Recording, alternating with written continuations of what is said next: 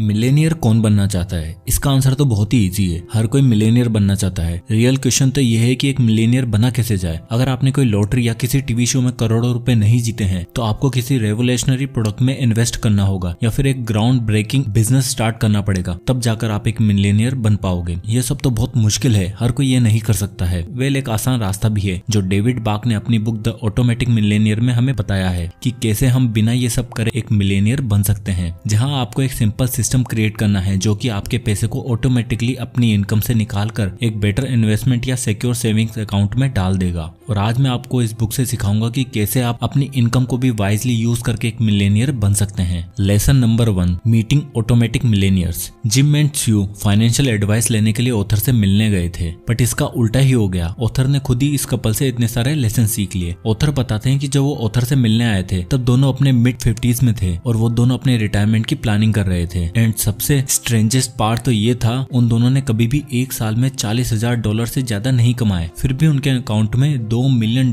थे और उनकी एज सिर्फ 52 थी। जिम ऑथर से कहते हैं, यू नो डेविड, ज्यादातर लोगों को लगता है कि जब उन्हें उनका पेचेक मिलता है तो उन्हें सबसे पहले अपने बिल्स पे करने चाहिए और जो अमाउंट बचता है उसे सेव कर लेना चाहिए। इन अदर वर्ड्स, पहले बाकी सबको पे कर दो, देन लास्ट में खुद को पे करो। बट हमारे पेरेंट्स ने हमें इसका उल्टा सिखाया है, जिसका मतलब पहले खुद के लिए सेव करो, देन अपने बिल्स पे करो। ओरिजिनली उन्होंने अपनी इनकम का सिर्फ 4% सेव करने से स्टार्ट किया था और धीरे धीरे अपने बार को रेज करते चले गए। और जब वो ऑथर से मीटिंग कर रहे थे उस वक्त वो अपनी इनकम का 15% सेव करते थे। Lesson number 2, the latte factor. Main lesson जो ऑथर ने जिम एंड स्यू से सीखा था वो क्वाइट सिंपल था। आप जितना कमाते हैं उससे इस बात पर कोई फर्क नहीं पड़ता है कि आप फ्यूचर में वेल्थ क्रिएट कर पाएंगे या नहीं। ऐसा इसलिए होता है क्योंकि हम जितना ज्यादा कमाएंगे उतना ही ज्यादा हम स्पेंड भी करेंगे और इससे बचने का सिर्फ एक ही तरीका है जिसे ऑथर ने द लाटे फैक्टर कहा है। ऑथर एक्सप्लेन करते हुए बताते हैं कि मान लो कि आपकी एक नॉर्मल लाटे कॉफी का कप आपको $3.5 का कॉस्ट करता है, यानी आप एक नॉर्मल स्टारबक्स में कॉफी पीने जाओ तो आपको अराउंड $250 का खर्चा आएगा, जो देखा जाए तो कुछ भी नहीं है। बट अगर आप इसे डेली कॉस्ट में इंक्लूड कर दो तो इस कॉफी पे आप साल का $1250 का खर्चा कर रहे हो। और अगर जिम एंड स्यू की तरह स्मोकर भी हो तो आप दिन का $60 आराम से स्पेंड कर दोगे, जो साल का $2500 बना देता है। और ओवर द लास्ट 50 ईयर से स्टॉक मार्केट में एवरेज 10% का ईयरली रिटर्न मिल रहा है। ना मान लो आप कॉफी और सिगरेट के पैकेट खरीदने की बजाय उन पैसों को सेव करके स्टॉक मार्केट में इन्वेस्ट कर देते हो और आप 10% का एनुअल रिटर्न भी लेते हो, तो सिर्फ 30 साल बाद आपके पास $1 million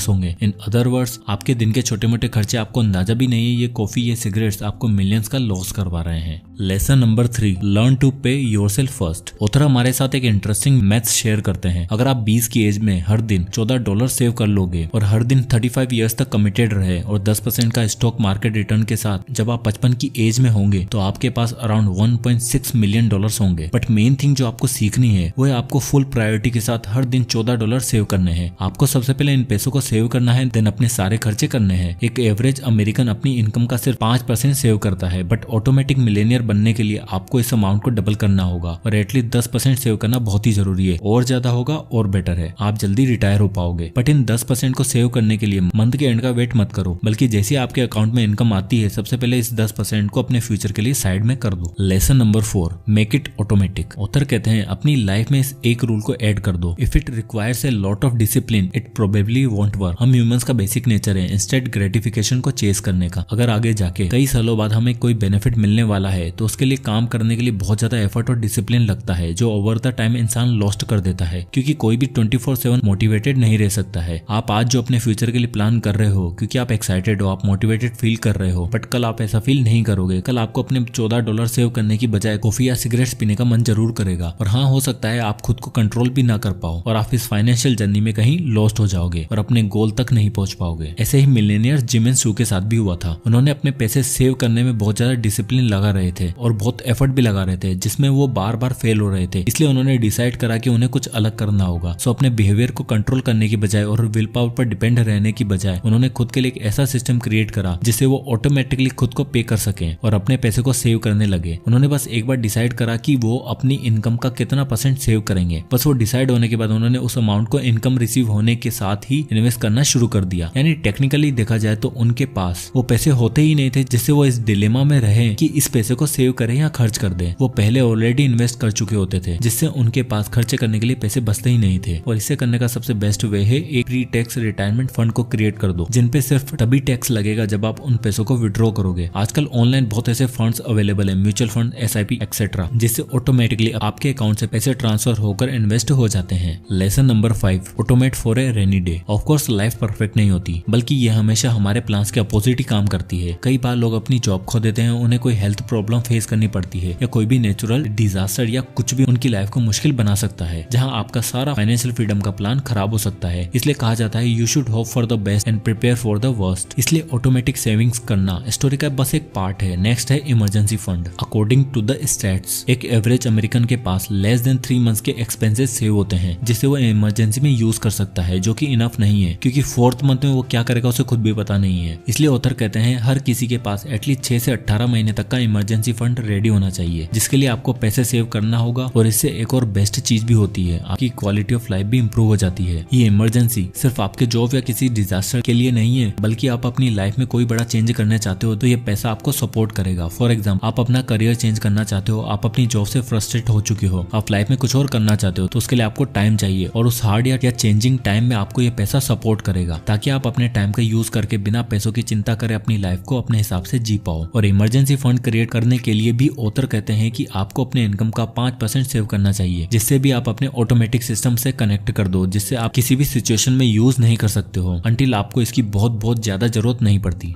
lesson number 6, automatic debt free home ownership. Now ये बात हम सबको पता है कि आज के टाइम पर खुद का घर होना एक बहुत ही बड़ी अचीवमेंट है, क्योंकि एक बार एक घर खरीदने के बाद आप अपनी पूरी लाइफ को सेव कर लेते हो। ऑथर बताते हैं रेंटर्स अपनी लाइफ में अपने लैंडलॉर्ड्स को रहने के लिए जितना पे करते हैं उतने में वो खुद एक घर खरीद सकते हैं। सो हाउस रेंट करने का कोई सेंस ही नहीं बनता है, और आपको जल्दी से जल्दी एक घर खरीद लेना चाहिए। अगर आपके पास कोई घर नहीं है और आप रेंट पर रह रहे हो, तो आप खुद की सोचो कि अगर आप लाइफ टाइम तक रेंट पे करते रहोगे तो आप कितना पैसा स्पेंड कर दोगे, और इतना पैसा स्पेंड करने के बाद भी आपके पास अपना घर नहीं होगा। जबकि वहीं उस पैसे को रेंट पे करने की बजाय आप होम लोन की EMI पे करने में लगाओगे, तो टेक्निकली आप रेंट ही पे कर रहे होंगे, बट ये रेंट पे करते करते आप खुद उस घर के मालिक भी बन जाओगे, और एक टाइम के बाद आपको रेंट पे नहीं करना पड़ेगा, जो आपका काफी पैसा सेव कर देगा। नेक्स्ट ऑथर कहते हैं कि अगर आपके पास होम लोन है तो उसकी मंथली पेमेंट की बजाय बाई वीकली पेमेंट पर सेट कर दो, जिससे हर मंथ की बजाय हर 15 दिन में आप पे करोगे, क्योंकि साल में 52 वीक्स होते हैं, और इसे आप हाफ फिक्स कर दो तो आप 26 वीक्स अ ईयर पेमेंट कर रहे हो, जो अमाउंट 13 मंथली पेमेंट्स के बराबर बन जाएगा। फॉर एग्जांपल, अगर आपका लोन 30 इयर्स का है तो आप इसे 27 साल में ही पे कर दोगे, और साथ ही साथ आप बहुत ही ज्यादा इंटरेस्ट भी सेव भी कर लोगे। Lesson number 7, automatic debt free lifestyle. अगर आप भी लोन से स्ट्रगल कर रहे हो तो आप अकेले नहीं हो। ऑथर के अकॉर्डिंग एक एवरेज अमेरिकन के पास $8,400 क्रेडिट कार्ड डेट है, और आज के टाइम पर लोन में फंसना बहुत आसान हो गया है। कई बैंक्स और कंपनियां हमारे साथ माइंड गेम्स खेलकर अपने लोन के जाल में हमें फंसा लेती हैं, और लोन इस ऑटोमेटिक मिलेनियर के प्लान को डिस्ट्रॉय कर सकता है। इसलिए आपको जल्दी से जल्दी अपने सभी लोन्स को क्लियर कर देना चाहिए। सबसे पहले आपके पास अपने फैमिली या फ्रेंड्स या जितने भी छोटे मोटे लोन है उन सभी को क्लियर कर दो। नेक्स्ट, बैंक से लिया गया लोन क्लियर करने के लिए ऑथर 3 रास्ते बताते हैं। पहला, stop caring and using credit card. Banks आपको चाहे जो भी ऑफर दे, उनकी कोई भी एडवर्टाइजमेंट हो, ये बात याद रखो कि उनके सभी ऑफर्स में उनका मेन गोल है कि वो कैसे ज्यादा से ज्यादा पैसे कमाए। कोई ये नहीं सोचता कि आपके पैसे कैसे सेव हो और आप अमीर बन सको। इसलिए सबसे पहले अपने क्रेडिट कार्ड को यूज करना बंद करो, और जितना कमाओ उसी के अकॉर्डिंग अपनी स्पेंडिंग रखो। Number 2, renegotiate your interest. Credit card के इंटरेस्ट रेट 18% तक हाई भी हो सकते हैं, और रियलिटी में अगर आप मिनिमम अमाउंट भी पे करना स्टार्ट करो तो आप बहुत ज्यादा इंटरेस्ट पे कर दोगे। इसलिए अपने बैंक से बात करो, उनसे कहो कि आप उनकी सर्विस से खुश नहीं हो और आप चेंज करना चाहते हो, जिससे उन्हें कस्टमर लॉस होने का डर होगा